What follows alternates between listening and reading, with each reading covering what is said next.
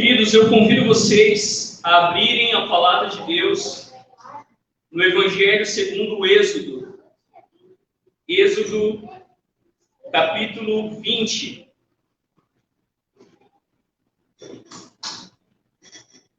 Êxodo, capítulo 20. Nós estamos aí há alguns domingos estudando os 10 mandamentos e hoje a gente vai conversar, estudar um pouquinho sobre o 9º mandamento. Todos encontraram? O Êxodo é o segundo livro da Bíblia, bem fácil de achar. Se você abrir a Bíblia aí no começo, tem Gênesis, que é o primeiro, e aí depois vem Êxodo, que é o segundo livro. Eu vou pedir para o Yuri não fazer oração, mas para o Yuri ali no computador, não no notebook, no outro computador, por gentileza, e só passar para o lado na flechinha lá para os irmãos acompanharem. Isso, valeu. Assim os irmãos podem memorizar melhor o que a gente vai tratar aqui nessa noite. Todos encontraram? A palavra de Deus diz assim, Êxodo 20, faremos a leitura dos versos 1 e 2 e o verso 16. A palavra de Deus nos diz assim: Então o Senhor deu ao povo todas essas palavras. Eu sou o Senhor, seu Deus, que o libertou da terra do Egito, onde você era escravo. 16. Não dê falso testemunho contra o seu próximo. Abaixe sua cabeça, feche seus olhos. Pai, nós te louvamos pela tua palavra, que é verdadeira, que é a verdade para a nossa vida. E a nossa oração, Pai, é que nessa noite o Senhor fale ao nosso coração. Que o Senhor realmente, Pai, possa penetrar no fundo do nosso ser, nos levando, Deus, a viver a tua verdade, nos levando, Deus, realmente a confiar que Jesus Cristo é a verdade. E se tem alguém aqui, Deus, com problemas com a verdade, que nessa noite seja uma noite onde nós nos sintamos realmente culpados, que nós venhamos realmente a perceber a tua dura lei que nos condena, mas que nós não apenas nos sintamos culpados, porque todos nós, de alguma maneira, quebramos esse mandamento, mas que cada um aqui, Deus, possa correr para Jesus Cristo e encontrar nele graça, perdão e misericórdia para os nossos pecados. Que as palavras dos meus lábios e a meditação do meu coração sejam agradáveis na tua presença, Senhor, rocha minha e meu Redentor. Por Cristo Jesus, nós oramos. Amém e amém. Queridos, há um filósofo brasileiro que escreveu um livro cujo título era A Verdade é Insuportável. Um livro muito interessante, um livro fininho, vale a pena, cheio de humor. E num dos capítulos, o capítulo que abre esse livro, ele cita Blaise Pascal, quando ele diz que o homem não é, portanto, senão disfarce, mentira e hipocrisia.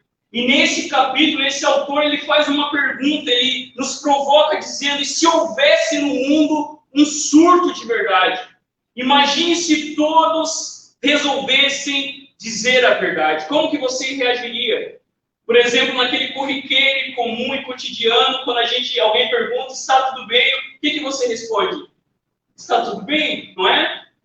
Mesmo quando, na verdade, o que você queria falar, e às vezes o que a gente correria o risco de escutar é não, vai tudo mal. O que aconteceria, queridos, diante de um surto de verdade? Nós saberíamos e experimentaríamos que ela causaria danos a nós e também danos àqueles que fazem parte da nossa vida. Diante dessa provocação que esse escritor escreve, eu queria lembrar para vocês, e vocês vão se lembrar disso, de um clássico filme da Sessão da Tarde, onde logo no começo nós vemos uma professora perguntando para os alunos quais eram as profissões dos seus pais, algo que acontece na escola. E de repente, um fala: olha, o meu pai é médico. A outra responde: olha, o meu pai é motorista de caminhão, olha, a minha mãe ela é enfermeira. Quando de repente um dos alunos solta: mentiroso. O meu pai é um mentiroso. E o filme que se passa, queridos irmãos e irmãs, nos apresenta o personagem principal, que é um homem que só mente. Ele mente para o seu filho, ele mente para a sua ex-mulher, ele mente para os seus amigos no trabalho, ele vive mentindo, ele nunca fala a verdade. Ele quebra o coração do seu filho, ele machuca o coração das pessoas que estão na sua volta, na sua vida, porque ele é o maior mentiroso do mundo. Alguém já se lembrou desse filme, não se lembrou? Quando de repente o que acontece? Na festa de aniversário do filhinho dele, ele faz um pedido. E esse pedido, queridos irmãos e irmãs, trouxe problemas para o seu pai mentiroso. O pedido do menino era: eu quero que só por um dia o meu pai deixe de mentir. E um milagre acontece. Naquele dia, o ator ali presente, né, que é protagonizado pelo Jim Carrey, ele não consegue mais mentir. Ele não consegue mais mentir para os amigos do trabalho. Ele não consegue mais mentir para ninguém, ele só fala a verdade, aquilo traz confusão para a sua vida. Ele se dá mal muitas vezes, quando o policial chega e pega ele no trânsito, ele fala de tudo o que ele tinha feito de errado até ali. Mas, queridos irmãos e irmãs, nessa confusão toda que acontece de falar a verdade, acontece uma mudança no coração. Quando aquele homem é confrontado pela mentira, quando ele escuta pela primeira vez, aquilo faz sentido no seu coração que ele era um mentiroso, que ele era um pai ausente, aquilo fez com que ele tivesse a sua vida confrontada pela verdade. E nós vamos ver nessa noite, então, diante disso, queridas, que falar a verdade é sempre melhor. Que diante dessas coisas, nós somos chamados por Deus a sempre falar a verdade. E nessa noite, a gente vai ver o que esse nono mandamento nos lembra. Como que Jesus, no seu sermão do monte, lida com esse mandamento. Nessa noite, eu e você veremos que devemos amar a verdade, falar a verdade e viver a verdade, pois Deus é a verdade e Cristo Jesus morreu para nos livrar de toda a mentira. A primeira verdade que nós veremos, queridos, diante desse mandamento é a verdade diante do nosso próximo.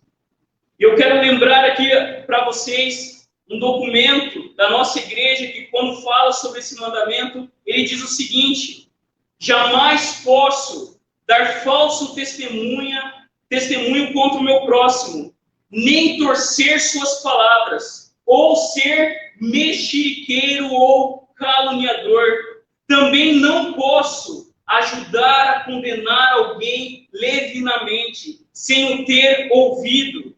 Também devo defender e promover, tanto quanto puder, a honra e a boa reputação do meu próximo.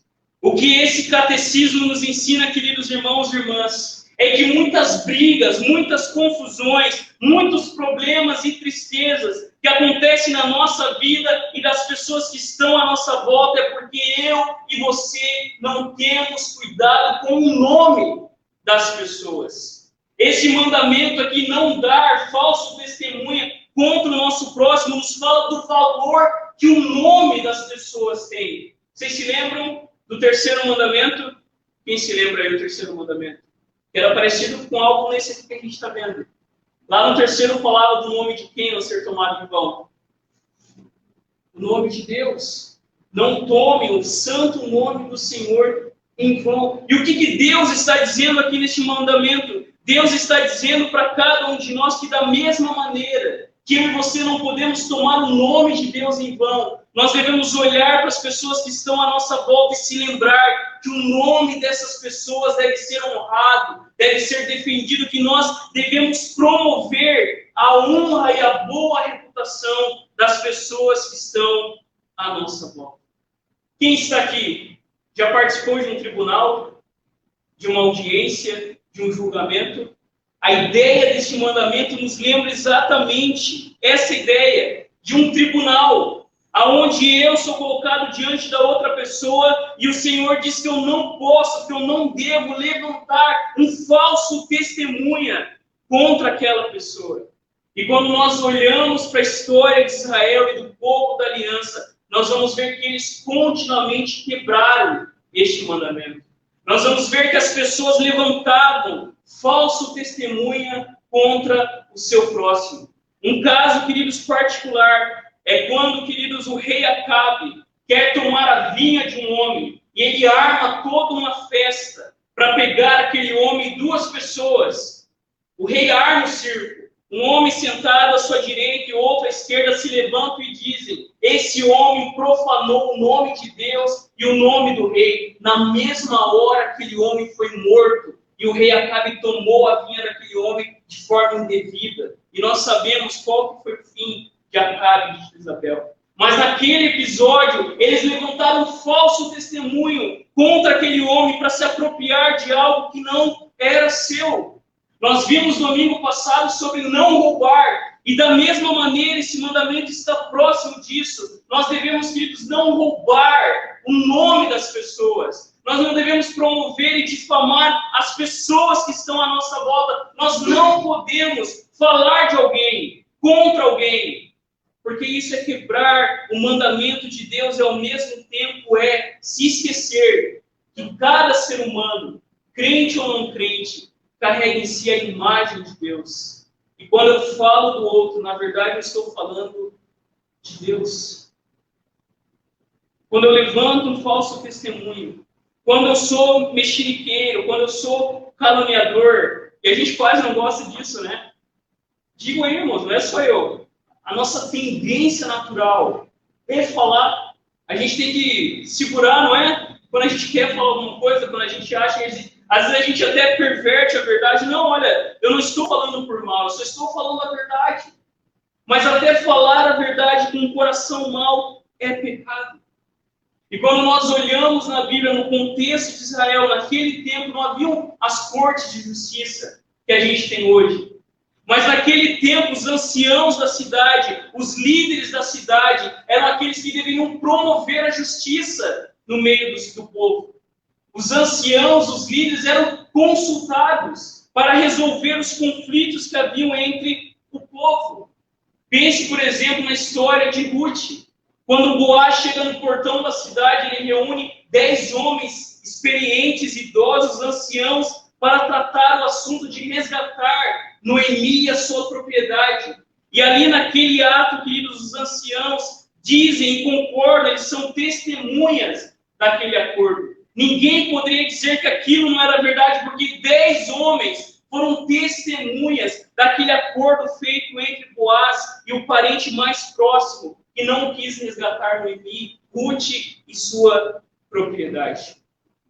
Quando nós olhamos na Bíblia, a Bíblia também nos ensina que Deus ordenou que juízes e oficiais fossem nomeados em cada tribo e que eles deveriam, querido, julgar o povo com justiça, que eles não deveriam distorcer aquilo que era certo, que eles deveriam fazer com que todas as pessoas pudessem ser ouvidas e que a justiça fosse promovida.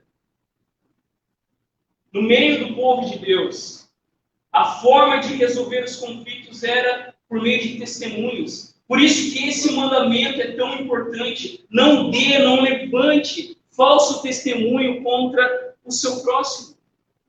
O próprio Jesus vai nos ensinar em Mateus 18, quando nós lemos, que se tem algum irmão com algum problema no meio da igreja, esse irmão deve ser chamado, esse irmão deve ser corrigido, e se esse irmão não quiser ouvir, você deve levar 2 pessoas, porque qualquer acusação não poderia acontecer sem que pelo menos 2 pessoas participassem daquilo. Qualquer acusação feita deveria contar com testemunhos.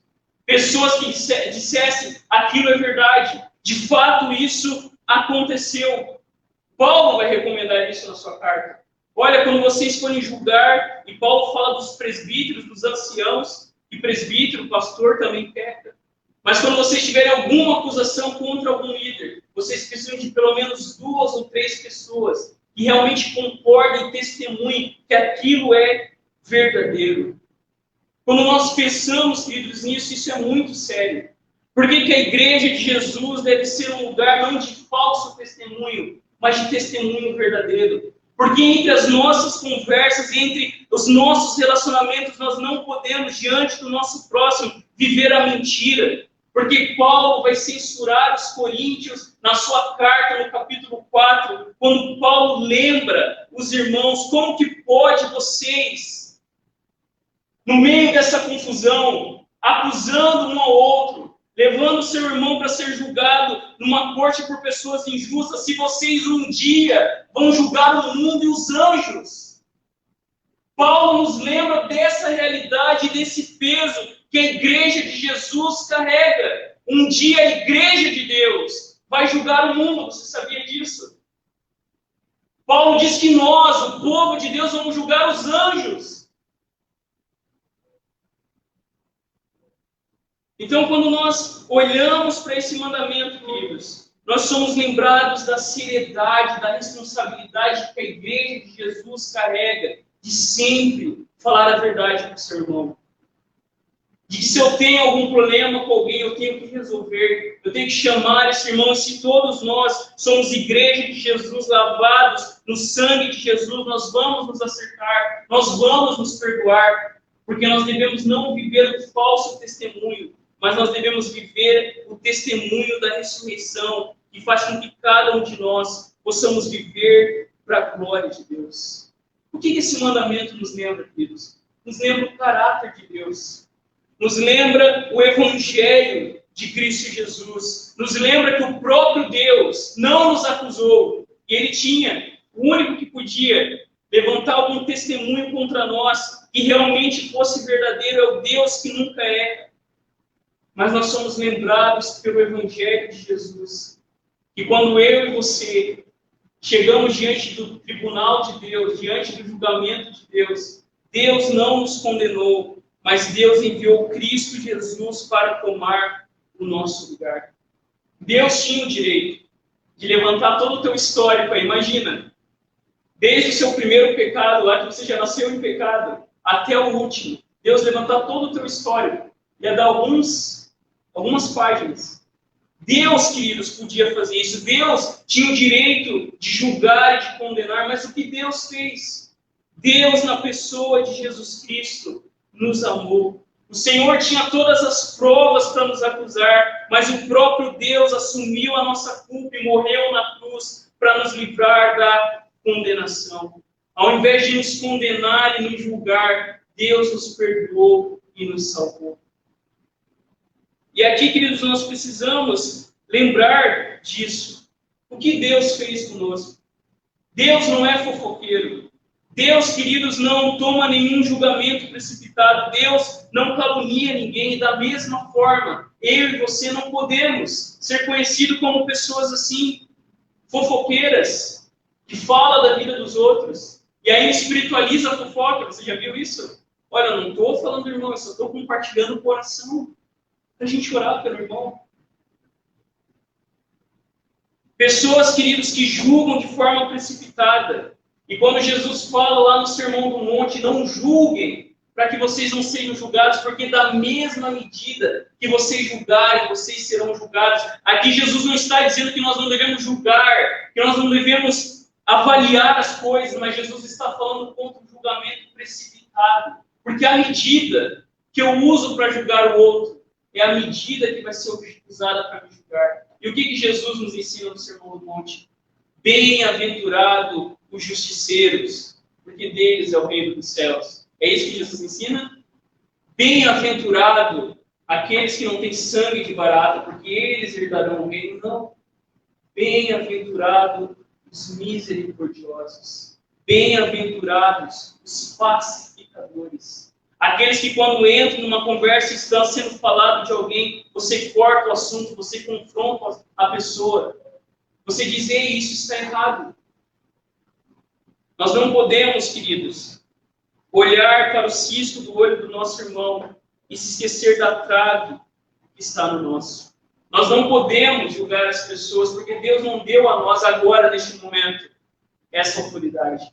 Mas nós devemos, queridos, acolher e estender a mão do perdão que Deus deu a cada um de nós. Queridos, diante dessa verdade, eu quero lembrar para vocês uma história. Não sei se vocês já assistiram um musical chamado Os Miseráveis. Alguém já assistiu esse musical? É um musical clássico, muito bom. Quase 3 horas de musical, mas vale a pena. Em uma das cenas desse musical, se conta a história de um homem chamado Jean Valjean. é francês, então provavelmente eu não falei direito. E aquele homem que estava, queridos, condenado, que estava morando na rua, ele é recebido numa igreja por um bispo, por um padre naquele momento, e ele ali se farta com a comida, ele toma um banho, ele se deita na cama da igreja, do mosteiro, e no meio da noite, Jean Valjean, em vez de ser grato, né, à igreja que o acolheu, rouba toda a prataria da igreja e foge. Na manhã seguinte, a polícia chega prendendo Jean Valjean, dizendo, olha, ele roubou a prataria, e tinha ali o símbolo da igreja na prataria, e o padre levanta a prataria e diz, eu dei para ele essa prataria é dele, soltem ele não roubou essa prataria. Aquilo, queridos, causou uma mudança tão grande no coração de Jean Valjean, que a história que se segue é a história contando de como um homem, encontrado pela graça de Deus, se tornou um homem gracioso com todos aqueles que cruzavam o seu caminho. Faça com os outros a mesma coisa que Deus fez com você. Quando Deus pegou a gente com a mão na botija, em vez de nos condenar, seu filho foi condenado para que eu e você experimentássemos o perdão de Deus. Mas, queridos, eu convido você a refletir comigo numa segunda e última verdade. A ideia desse mandamento não é somente defender e proteger o meu próximo, mas também defender e proteger a honra de Deus e a sua justiça. O nosso catecismo, ele diz que eu devo evitar toda mentira e todo engano, porque essas obras são próprias do diabo.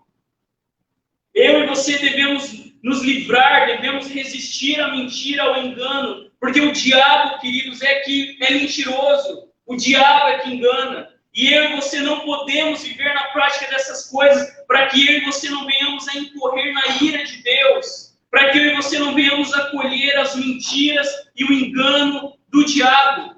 Mas eu e você devemos amar a verdade, devemos falar a verdade e devemos confessar a verdade, principalmente por causa de Deus. Porque Deus é a verdade. Porque em Deus não há mentira, Deus nunca mentiu. E se nós somos filhos de Deus, nós devemos sempre falar a verdade, ainda que isso puxe para nós alguma coisa. Se eu e você somos filhos de Deus, nós devemos promover a verdade. Nós devemos amar a verdade, porque isso é próprio do próprio Deus. O próprio Deus, o próprio Jesus entrou na história, em carne e osso, nós vimos a verdade de forma humana diante de nós. E eu e você somos chamados, queridos irmãos e irmãs, a diante de Deus, nunca mentir, a sempre falar a verdade. A sempre amar a verdade, a sempre defender a verdade. E quando a gente pensa nas coisas que Deus odeia, você sabe o que Deus odeia? Você sabe, dos pecados. Tem os pecados que Deus odeia mais, não sei se você sabia disso. Deus odeia todo pecado, mas tem pecados que Deus detesta, que Deus abomina. E você sabe quais são esses pecados? A maioria dos pecados que Deus abomina e detesta estão ligados com esse mandamento de não levantar falso testemunho contra o nosso irmão. Porque quando a gente lê lá em Provérbios, queridos, o que nós lemos lá em Provérbios? O texto de Provérbios diz assim: há 6 coisas que o Senhor odeia, ou melhor, 7 coisas que ele considera abomináveis: olhos arrogantes, língua mentirosa, mãos que matam o inocente, coração que trama a maldade, pés que se apressam em fazer o mal, testemunha falsa que diz mentira, e aquele que semeia desentendimento entre os irmãos. Vocês percebem? Deus odeia a mentira, queridos. Deus detesta a mentira, a língua mentirosa, aquele que trama falso testemunho contra o seu próximo, aquele que semeia desentendimento entre os irmãos, levantando falso testemunho. Deus detesta, Deus abomina essas coisas. E por que Deus detesta e abomina essas coisas? João, no seu evangelho, vai responder para a gente. Jesus vai responder para a gente por que Deus odeia a mentira. Por que Deus odeia a língua mentirosa? Por quê? Porque houve alguém que desde o princípio foi homicida. Teve alguém que desde o início, depois que Deus criou o mundo, Jesus diz que este é o pai da mentira. Jesus diz no Evangelho de João, corrigindo os fariseus, se Deus fosse de fato o pai de vocês, certamente vocês me amariam, porque eu vim de Deus e aqui estou, pois não vim de mim mesmo, mas Ele me enviou. Mas porque vocês não compreendem a minha mensagem, por que vocês são incapazes de ouvir a minha palavra? E Jesus diz, vocês são do diabo, que é o pai de vocês, e querem satisfazer os desejos dele. Ele foi assassino desde o princípio e jamais se firmou na verdade. Todo aquele que profere mentira é mentiroso, porque o diabo é o próprio pai da mentira. O diabo, queridos, é o pai da mentira. Por que Deus odeia a mentira? Por que Deus odeia o falso testemunho? Às vezes a gente pensa, né? Olha, eu não sou como aquela pessoa que assaltou o banco, eu não sou como aquela pessoa que se prostituiu, eu não sou como aquela pessoa que fez isso e aquilo. E quando a gente olha para a Escritura, as coisas que Deus odeia, o que Jesus nos ensina, é que todo aquele que mente é filho do diabo. Porque essas coisas são próprias do diabo, porque o diabo vive sempre, é mentiroso. A primeira mentira na Escritura foi proferida pela boca do diabo. Quando para Adão e Eva o diabo mentiu, dizendo que não, Deus não falou a verdade para vocês. Vocês não vão morrer. Vocês vão ser como Deus, conhecedor do bem e do mal. Queridos, no seu catecismo, Lutero, ao falar sobre essa pergunta, o reformador escreve o que significa esse mandamento. E Lutero vai dizer que nós devemos temer e amar a Deus. Por que a gente às vezes mente? Por que às vezes a gente fofoca? Porque a gente não teme e ama a Deus. No seu catecismo, o reformador vai nos ensinar que esse mandamento está ligado com a nossa adoração a Deus. E que se nós, queridos, queremos viver relacionamentos verdadeiros, relacionamentos saudáveis, se nós queremos refletir o caráter do nosso Criador, nós precisamos temer e amar a Deus e sempre falar a verdade, porque Deus nunca mente, mas o diabo é mentiroso. Nós precisamos lembrar que o testemunho do Senhor é verdadeiro, que Deus jura por si mesmo, pois Ele não pode mentir, e dessa maneira, eu e você, queridos, somos chamados a não sermos falsas testemunhas, mas eu e você somos chamados por Deus a sermos testemunhas da verdade, porque é isso que Jesus disse aos seus discípulos e a cada um de nós: quando vocês receberem poder do Espírito, vocês serão minhas testemunhas. Testemunhas, queridos irmãos e irmãs, não das últimas novidades. Testemunhas não do que o noticiário não para de falar. Testemunhas não das mentiras da nossa cultura, das meias-verdades que estão à solta no Instagram e no Facebook. Mas eu e você somos chamados a sermos testemunhas da ressurreição. Se nós amamos e tememos a Deus, nós somos chamados a olhar para Jesus, que é o caminho, a verdade e a vida.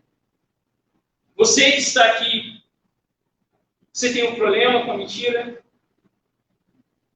Se você tem problemas com a mentira, se você gosta de compartilhar da vida dos outros, se você é mexeriqueiro, se você é caluniador, nessa noite, Deus nos chama ao arrependimento. Nessa noite, Deus nos chama a olhar para o Evangelho, a olhar para Cristo Jesus e se lembrar que Deus não nos acusou. Muito pelo contrário, o próprio Jesus foi acusado em nosso lugar e tomou todos os nossos pecados, toda a nossa mentira, todo o falso testemunho que nós já contamos. Jesus na cruz levou em nosso lugar. Olhe para aquilo que Deus fez por você. É É isso que vai mover o nosso coração, a se lembrar que não é nossa vingança, que não somos nós que devemos fazer justiça com as próprias mãos, mas nós devemos lembrar que o Filho de Deus entregou a sua vida por nós que éramos indignos, para que agora eu e você pudéssemos compartilhar o perdão de Deus para todos aqueles que precisam conhecer esse amor de Deus que transforma a nossa vida. Eu termino, queridos, com 4 aplicações para mim e para a sua vida. Uma oração que a gente tem que fazer é aquela oração do salmista quando ele diz: Senhor, coloca um guarda na minha boca.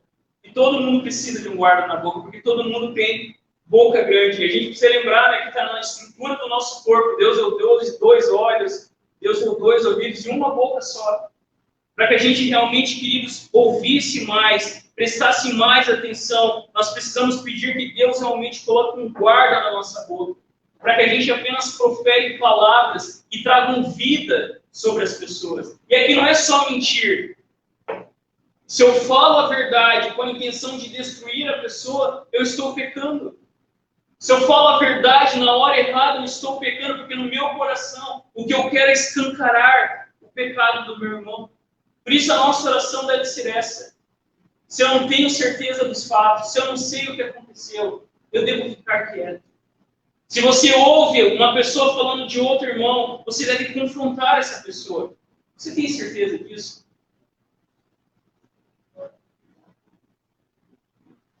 Eu sempre falo isso quando as pessoas vêm reclamar de outra pessoa.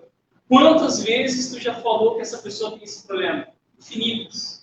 Quantas vezes você orou por essa pessoa e colocou isso diante de Deus, pedindo que Deus toque no coração dessa pessoa e traga conversão?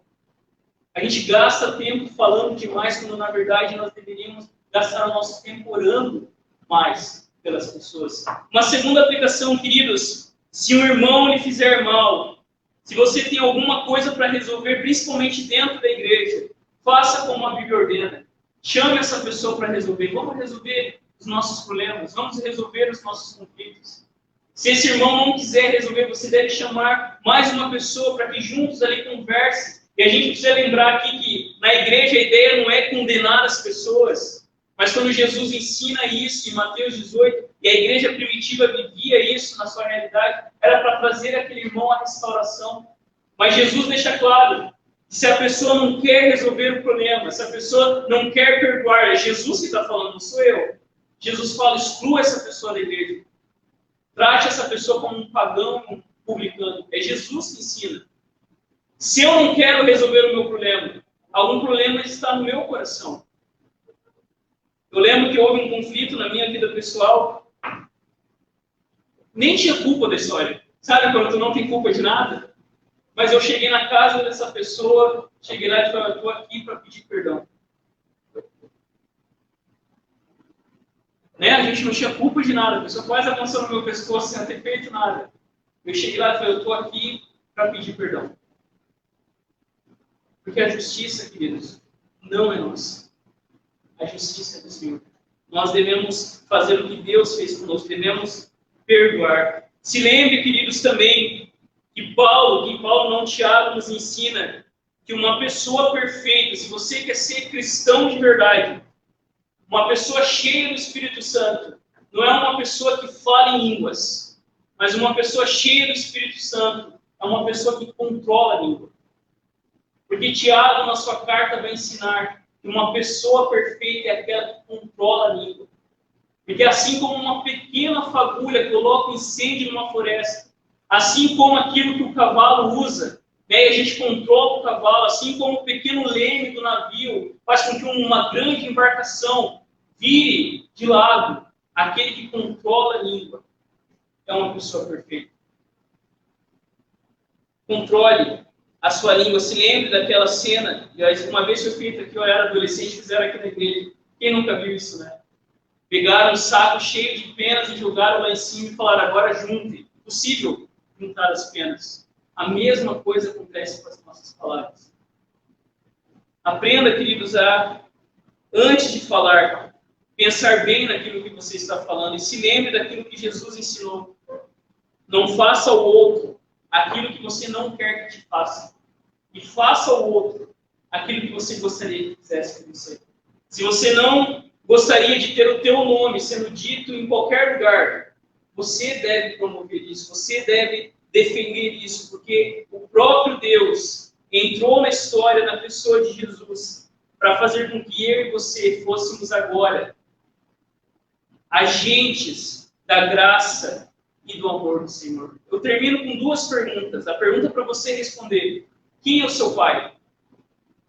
Quem é o seu pai? Deus, mas se lembre que filho de Deus é aquele que ama a verdade, fala a verdade. Não precisa nem falar quem que é o outro pai, que não é um pai tão bom, nem um pouco bom. E uma segunda pergunta para mim e para você: a nossa boca tem sido usada mais para o quê? Você testemunha a ressurreição de Cristo, você testemunha aquilo que Deus fez, ou você só abre a boca para falar do que todo mundo está falando, dos problemas, das dificuldades? Seja uma testemunha da ressurreição, porque Jesus entrou na história para fazer de mim e de você hoje testemunhas que um dia julgarão o mundo e declararão a justiça de Deus sobre toda a criação. Feche seus olhos. Abaixe sua cabeça, coloque a sua vida diante do Senhor. A lei de Deus, a dura lei, nos condena. A dura lei de Deus diz que todos nós somos acusados. Ela levanta o pó dos nossos pecados, ela levanta aquilo que está escondido. Deus está dizendo: você está pecando, você está errando. Mas nós louvamos a Deus, porque a graça e a verdade vieram por meio de Jesus Cristo. E nessa noite, eu e você temos a oportunidade de receber o perdão de Deus e ser perdoado por aquele que deu a sua vida por nós. Eu e você temos nessa noite a oportunidade de olhar para o homem real, o homem perfeito, um homem de verdade, que é Cristo Jesus, que nunca mentiu, e receber dele graça para a nossa transformação. Senhor, nós te louvamos, porque o Senhor nos fez testemunhas da ressurreição, e nós te louvamos ainda mais, porque diante dos nossos acusadores, o próprio Cristo é a nossa testemunha, o próprio Cristo é o nosso advogado que nos defende, e nós te louvamos, ó Pai, porque a tua justiça sobre as nossas vidas foi feita em Cristo Jesus. E o que nós queremos agora é compartilhar dessa mesma boa nova que gerou em nós vida e salvação. Por isso, ó Deus, que cada irmão e irmã aqui presente possa usar a sua boca, a sua mente, o seu coração para realmente amar a verdade, porque o Senhor é a verdade, para promover a verdade. E que o Senhor traga sobre nós a tua justiça, que faça com que a gente perdoe um ao outro, que a gente aceite um ao outro, que a gente se submeta um ao outro, porque foi isso que Cristo fez por cada um de nós. Que os nossos olhos estejam na graça de Jesus, que nos capacita hoje a vencer os nossos pecados e não mais mentir, mas falar a verdade do teu amor e a verdade da tua graça. Nós oramos gratos em teu nome, Jesus. Amém e amém.